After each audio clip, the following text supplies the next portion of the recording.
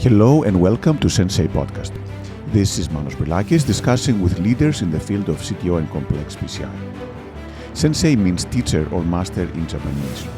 The goal of the Sensei podcast is to help you learn and improve in CTO and complex PCI so that you can become the best that you can be and offer your patients the best possible results.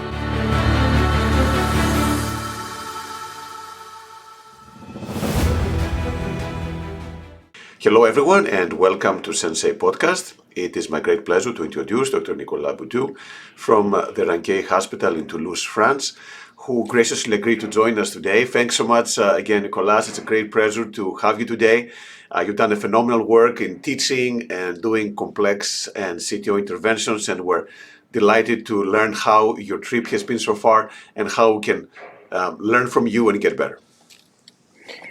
Thanks, Manos. Thank you very much. This is a great honor for me to discuss with you. And as I said, I think really that you should be the physician who need to be interviewed, because I'm pretty sure your story is most amazing than mine. But I am okay to discuss and try to explain how I work, how I think, and to share with a lot of people. It's always interesting.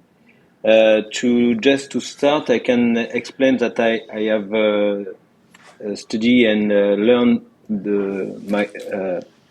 my work as an interventional cardiologist in the city of Toulouse, and I moved to the city of Bordeaux since 3 years. So at least during 17 years, I work in Toulouse, and I start in an institution which is quite important, I think, for the interventional cardiology, because I became a cardiologist and I start my internship in an institution where Jack Pell did the first stent implantation in a man in March 1986. And there is a culture in the city of interventional cardiology, as you know, with Jean Marco and Jean Fajadet in the Clinique Pasteur. So all the cardiologists are this is our daily practice to discuss about interventional cardiology and to trying to be involved in the innovative procedure since more than 30 years. So it was for me a great pleasure, and I was quite lucky to learn with such people, and to be with also operator who gave the chance to the young to try to do their best. So for me, it was really a pleasure and a great honor. And also, I have to say that all those operators are quite close to the young and discussed with the physician and also with the patient according to their disease, cardiovascular disease, but all the disease, and it was very, very interesting for me. Wonderful. So a lot of history, where you were in Toulouse, and now, I need to correct myself, actually now you're in Bordeaux, in Clinique Saint Augustin. How did you learn CTO? Was that from other operators? Did you learn it going to courses? Because you were one of the first ones to get into this area when it was developing. So how did your trip come along?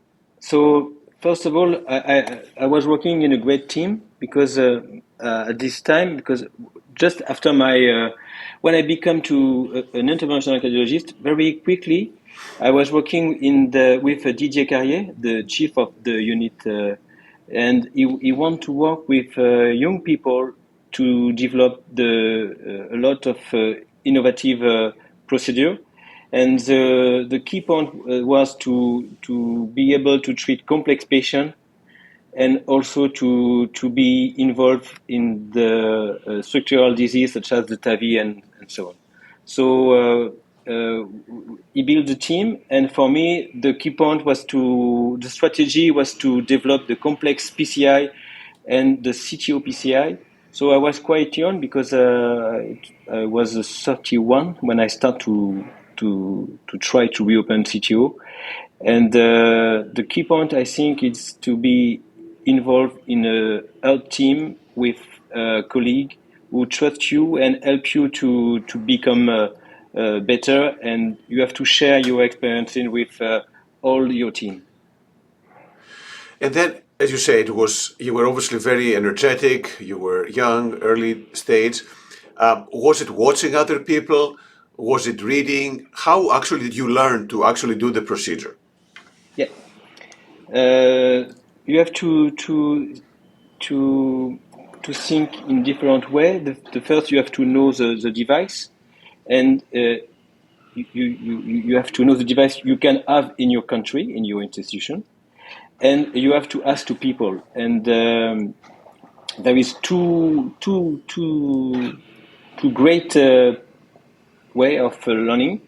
First, I was quite lucky to know the great team of Massy, and I was lucky to go each year in the Massy institution to see Yves Louver and Thierry Lever working and performing CTO-PCI with Japanese people.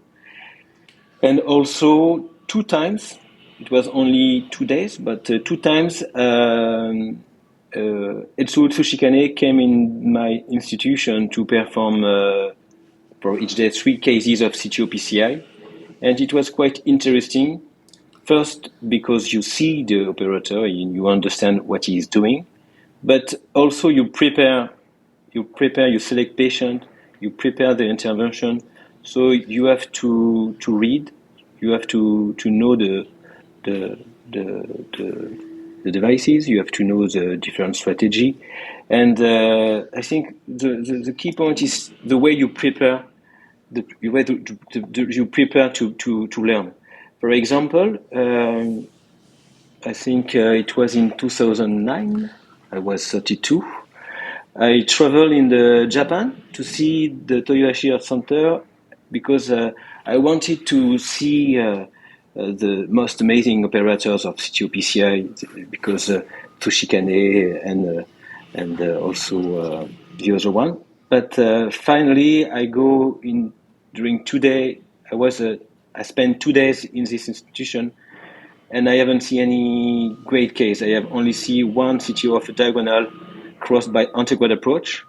And I realized that the way I prepare my trip, the way I read as much as publication as can around the CTO-PCI, the device, the strategy, I was prepared to see a lot of things.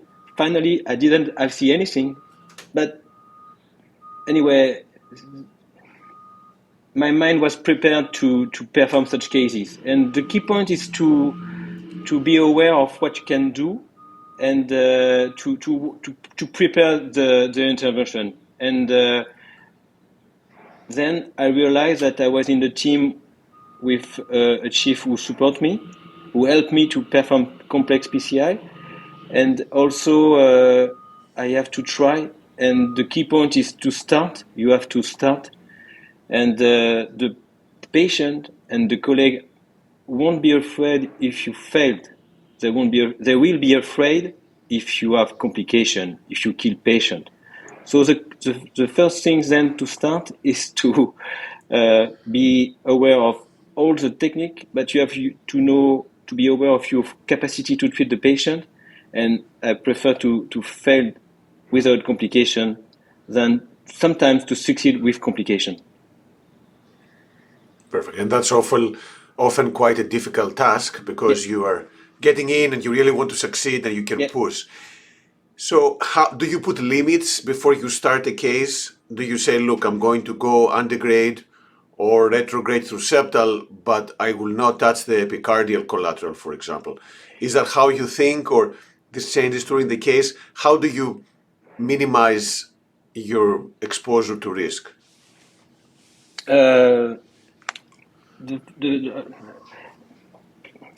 For example, when I start, because we are thinking about the more than 10 years ago, I pay attention to see the coronary angiogram and all the collateral.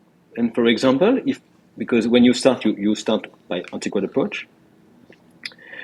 I assess all the collateral and I assess the way to cross the lesion antegrade. Because sometimes you have a big collateral in front of the distal cap, and and you have to be aware that if you induce a distal dissection, you can compromise the perfusion, and sometimes the patient feel bad. So it's better to pay attention to the way you have to treat the patient, avoiding any complication during the procedure or within the few days after. And sometimes it's really important to decide according to this point. I don't want to discuss about the indication because, for me, if I have to treat silent ischemia with limited ischemia, I won't be as aggressive as I can be in a very young symptomatic patient with bypass failure and large ischemia. So you can always be dogmatic.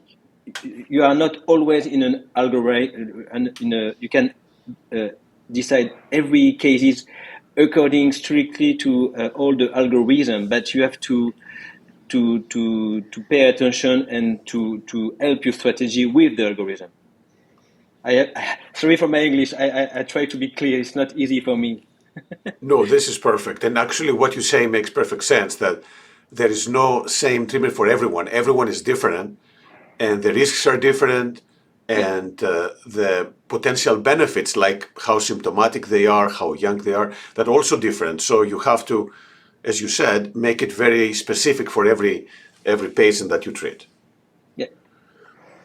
And then, how do you feel during those cases? Do you get stressed out? Do you have anxiety? Do you feel relaxed? How do you feel when you do these complex cases?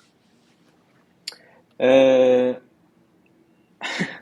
I think you have to be quite confident, and you have to be aware of your limits when you start. And because if you are tired, you can lose you can fail easier than if you are healthy. And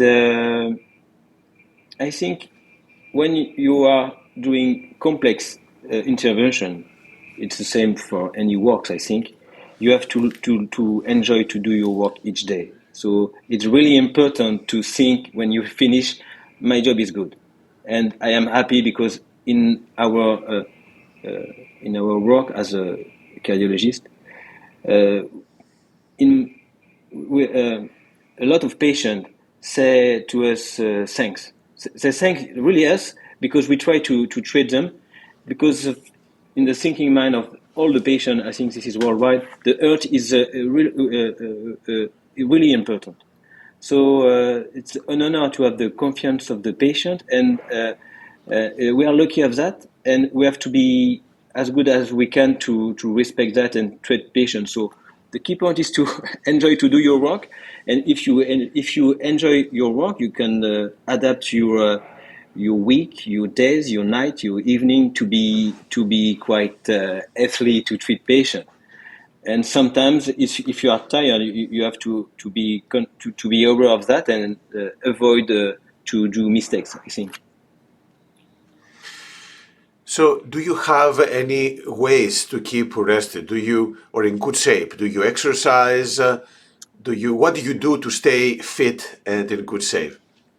First of all, I avoid to perform more than 2 CTO-PCI per day because I do also a lot of other intervention, for example, TAVI and so on. So you have to avoid to perform complex all your complex cases in the same day. I think this is not good. First, and you have to enjoy your life also. So for me, I do a lot of things. I like to run, I like to read, I like to see movie and so on. But you have to be happy in your daily life to be involved in such practice. If you are quite reluctant and if you have a lot of stress before starting the intervention, I'm not sure you will be ready to anticipate all the complications you can have.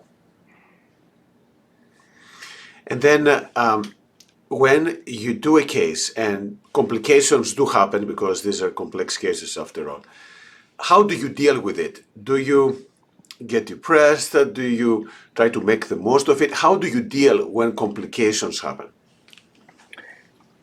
Another point I want to highlight is the fact that when I was working in Toulouse, and it's the same in my institution in Bordeaux in Clinique Saint Augustin, I am working with people, with nurses who are really professional.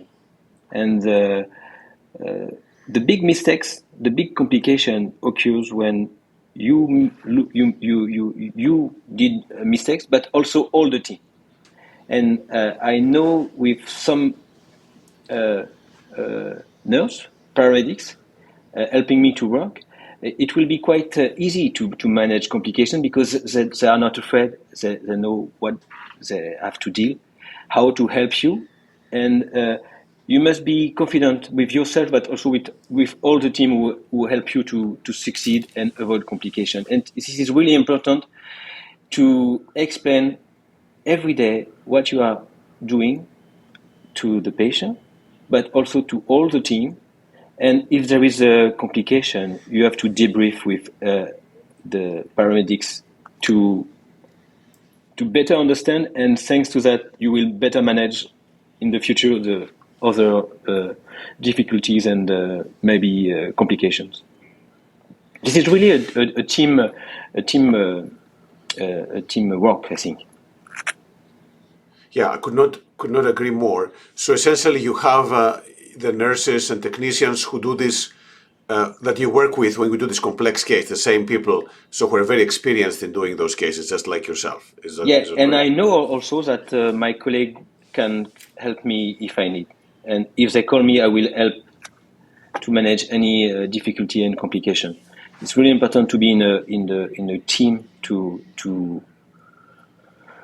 try to perform complex cases. And also I am in an institution with surgery. We are working with a lot of surgeons every day, and it's really important to keep in mind and to be able to work with respectfully with all the people, I think. Perfect.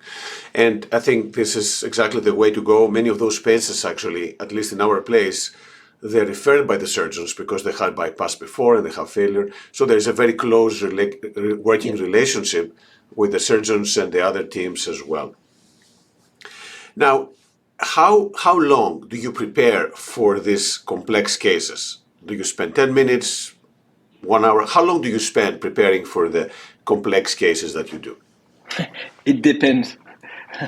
I remember 10 years ago, I think I spent at least half an hour and maybe more in front of the coronary angiogram to assess the lesion, the proximal cap, and all the collateral. And also I have to remember the indication, the patient, everything. And I think you should you have to take time to see the angiogram, to prepare, and you have to be sure that you have all the device you need. And after that, the patient come back to the intervention, and before starting, I reassess what I have seen. I review another time the case, and because for me it's really important, and it's the same when you are doing proctoring. You have to define at least 1, 2, or 3 strategies, and this is a succeed if you manage the case, ideally with a success, but according to all the strategy, all the difficulties, by anticipating all the difficulty you can have, and thanks to that, that means you understood the case before starting, and you will manage it better. I hope this is clear, but the way to prepare the case is also confirm by your strategy this is well prepared. If you think you will, for me, for example, when I see a case and I think this is a great case for a retrograde case, and if I failed and finally I cross integrally in 10 minutes after trying retrogradely, I think this is a mistake because my preparation is not good. Maybe I haven't seen all the problem, all the difficulty before. For me, the key point is to try to and define your strategy before. And if you succeed like this, this is a real success, because that means you understand what you are doing and you anticipate everything. So you still keep on kind of learning and understanding the angiogram, and you still try to learn from every case that Yeah. you currently do. Yes. Do you feel that there comes a time when things you become so facile that it gets boring, or you don't get as exciting anymore, or you think this will always be exciting and difficult to do? I'm not sure to have catch what you want me to say, but So you think yeah. that you know, this is you can if you think it will be easy, this is a mistake, because easy case and complex complication, and you have to anticipate everything. And for me, it's really important to respect the patient. And if you think it will be easy every time, or you are the best, you should stop and change, because for example, when I treat patient, if I do a complex case and I am tired, the next patient don't care. He want to be treated as if you were really healthy and ready to treat him and you want you do your best as you can. So for me, for if you respect the patient, you don't have to think this is easy. But this is my point of view. Sure. No, and I think that's the way to get better, right? And be alert, because sometimes if you underestimate what can happen with those cases, then that's not good for you or for the patient, for that matter. Yeah. Now, when you teach the procedure, you do live cases, you teach people. What is the hardest thing to teach? What do you think is the thing that is the most difficult to teach and to learn in CTO PCI? For me, it will be difficult to explain that in English, because the problem is, for example, I work with great operators in institution, for example, Olivier Darmon, and when he's performing a CTO, he did, I will try this one, and he succeed, I think, more than 99% of cases.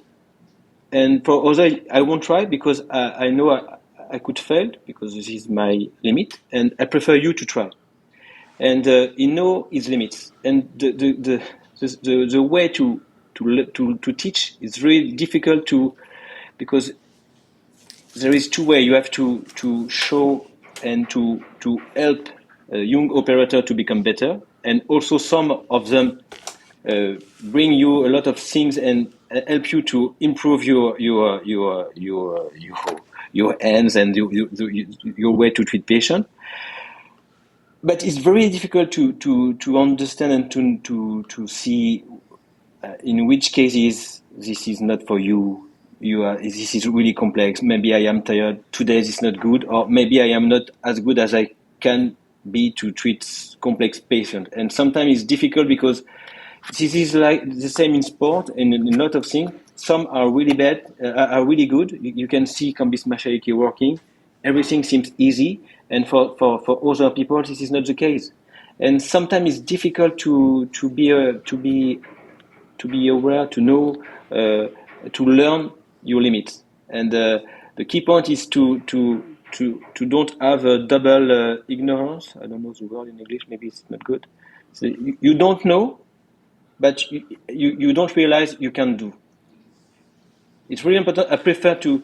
I know that this is complex, but I won't try, because I know maybe it would be a mistake for the patient if I try. I should discuss with a friend. We should try at least with two operators to succeed, or I have to refer the patient to another colleague.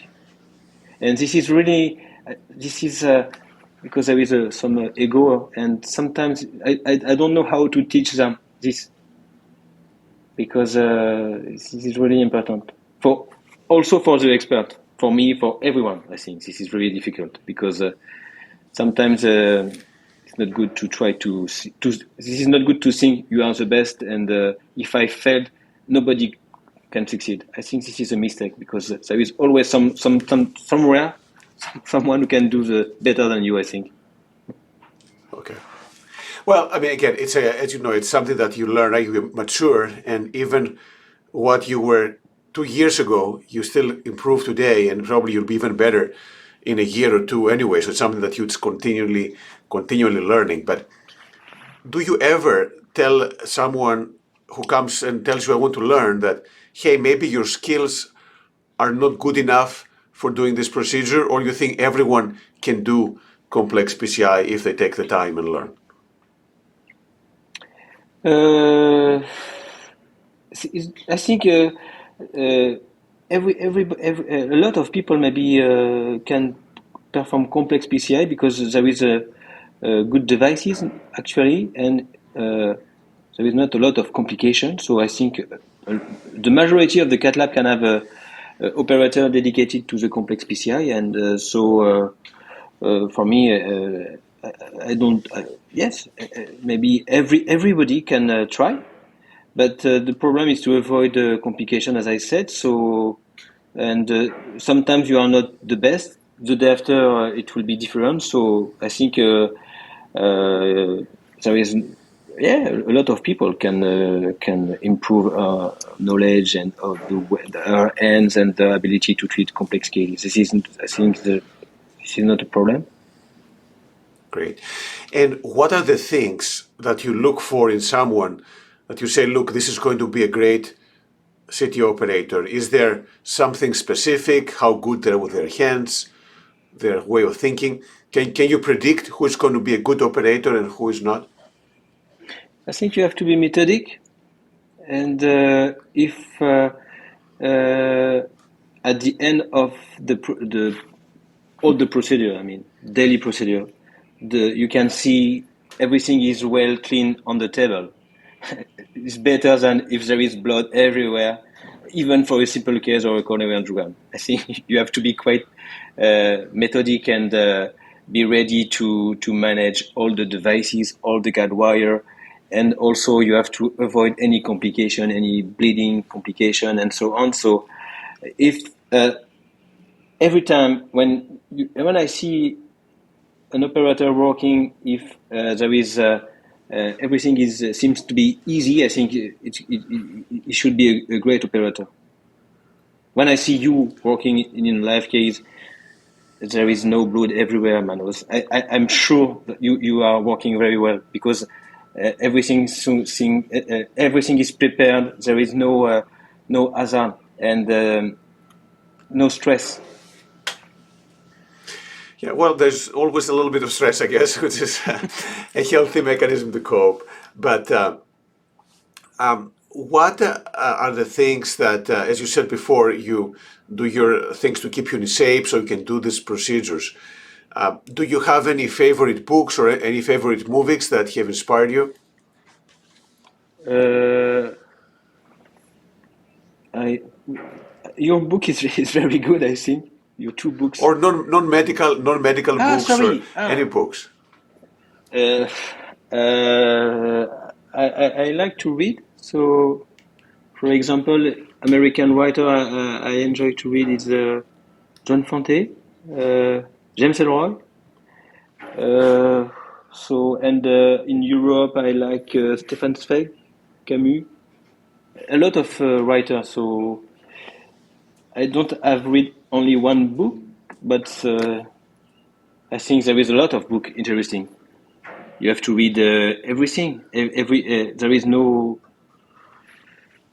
a lot of things really interesting in the world. So I think I prefer to just say some writer, and you have to read some books. John Fante is a great writer, I think. And then, do you have any movie that you're a big fan of? I like also directors like Jeff Nichols. Do you know Denis Villeneuve, Tarantino in USA, and also in France a lot. François Truffaut, les 400 coups.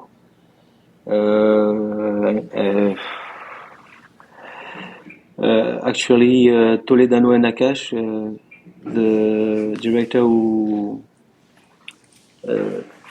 the movie in French is Intouchable, that I don't know in English. Yeah, There is a lot USA. of interesting movie in France and also in Europe and in USA.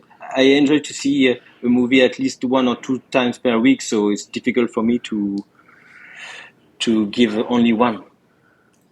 Wonderful. Well, and I guess that keeps you in good spirits and in good, as you said before, in good spirits and in good mood to be able to work hard and do those cases as well. Maybe So, what are you? You have Go to ahead. be quite silly because you spend a lot of. I spend, as you, a lot of time in front of a movie in black and white with only one screen, and you see the unbeaten, and it's. But I like that. I don't know why, but I like that. There is no the dialogue is not so good also. But I enjoy to see also the live cases in the meeting, and sometimes we spend a few hours to see two people with only one wire and trying to advance few millimeters. But this is not really maybe really clever, but we pay attention to avoid complication. We try to succeed. We discuss and we share. So I think anyway, this is anyway interesting. No, I mean, you're right. And you have to have the tolerance and the patience to Yeah. sit in front of the black and white movie, as you said, for a long period of time. Nicolas, you've done so many things. What are the things that you are most proud of, personally or professionally? Um, I try to be happy every day. So, and I remember a French drawer, Jean-Jacques Sensei, who said, "When I wake up in the morning, I am not happy, and I spend my day to improve it to be happy at the end." And I think this is a good philosophy. Wonderful. And then, what are you most excited right now? What are the things that get you excited about the future? Professionally, Professionally or personally or both? professionally, in fact, when I moved from Toulouse to the institution, Clinique Saint Augustin, we are only 4 interventional cardiologists, and there is 8 surgeon, cardiac surgeon, and there is a new building. So we are trying to build a new story of our city and institution to create a center. So it's really interesting to be involved in such enthusiastic new institution. So for me, I am happier to be involved in that. And also, I enjoy to do a lot of things outside the work, because I think family and also a lot of other things than the work are really important in our daily life. Do you feel that the family gets less time because you're so busy with your work and these complex cases, or how has that affected your family life? They know that I am quite alcoholic, I think. Workaholic. Workaholic. And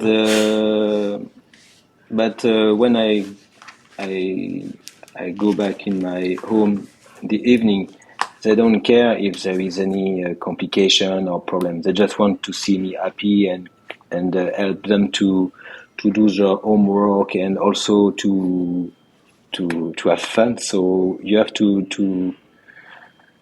to be able to be ready to how can I say that in English, to Be patient to and to be patient, to live your life, and to you do your work in your institution, and you have your family life in your home, and you have to manage this. That's why it's really important to avoid to be too tired, and you have to manage your plan, your program, your daily program, your week program, to be in good health in every thing, in every at work, but also at home, I think. Wonderful. So, Nicolas, if you had to give any final advice to people who want to learn to do CTO and complex PCI, what would that advice be? First of all, you have to try to, because the percutaneous coronary intervention are well known actually since more than 30 years. So actually the key point is to avoid complication. So you have to, first of all, avoid complication. This is really important. And you have to avoid to work alone. So you have to discuss with your local team to have a local program. You have to be aware that if you are dealing with some complex CTO PCI, maybe you don't have to perform other procedure, and a friend of you will manage them, and you have to share everything. And thanks to that, it will be better in your institution. And also, you have to read. It's really important to see meeting. You need to have some friends and proctor to discuss, to see how you can succeed. And for example, to start, it's still important to have a proctor for you, but also for the paramedics, because they can see how to manage all the devices through a bilateral injection, how they have to pay attention to the patient after the intervention. And sometimes it's really important to go outside your institution to see how they work, but also to have people who come to help you, because thanks to that, you will also explain to your colleague and all the paramedics how to manage that. Perfect. Well, Nicolas, again, thank you so much for taking the time today. You've done phenomenal work in building the program, both in the previous institution and in your current institution in Bordeaux. Thanks for all the advice. We're very excited to keep on working and learning from you. And one last thing before we close, which I think is very cool. I know you've been very inventive, and what comes to mind is that case on the cutting balloon for reverse cart. How do you come up with these ideas? How do you find the novel things that no one has done and try to create them? Is that just a moment? How does it work? It was a way to manage a complication, because it was, I think, in 2010. I tried to perform a retrograde approach. It was a CTO in RCA with calcification, and my wire was inside the plaque. I tried to perform a retrograde crossing, but at this time I have only three wires. It was the Fielder XT, the Miracle 6, and the Confianza Pro 12. And I didn't know that you should not turn too much the Confianza Pro to avoid to twist the distal tip. And I was stuck in the mid part of the ACA. I was inside the plaque, and I failed to remove it retrogradely, because the Confianza don't go inside the microcatheter. So, and I know that if I pull, I will induce a big damage in the septal artery, maybe a perforation. So I have to find a solution to cross.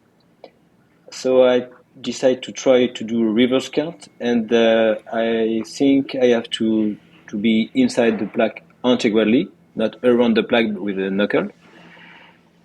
And I tried to perform a reverse cut with a balloon, but I failed, and I think that the best way to induce a large dissection inside the plaque can be to use a cutting balloon to cross retrogradely with a large fenestration, to cross with twisted Confianza Pro 12, and thanks to that, I succeed to cross and to cut the stiff wire retrogradely with a snare.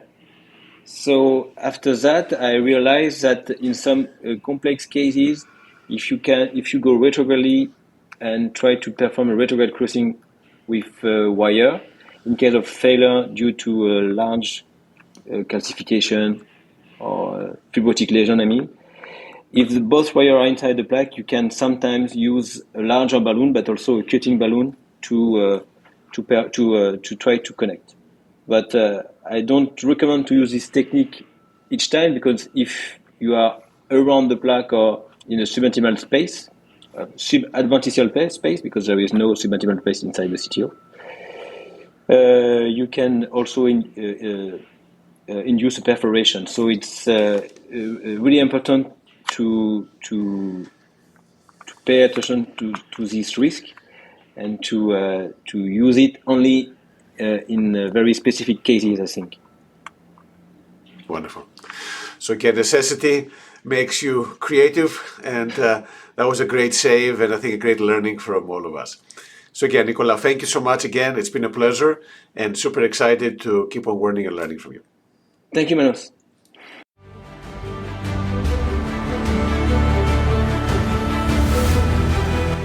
Thank you for listening to the Sensei podcast.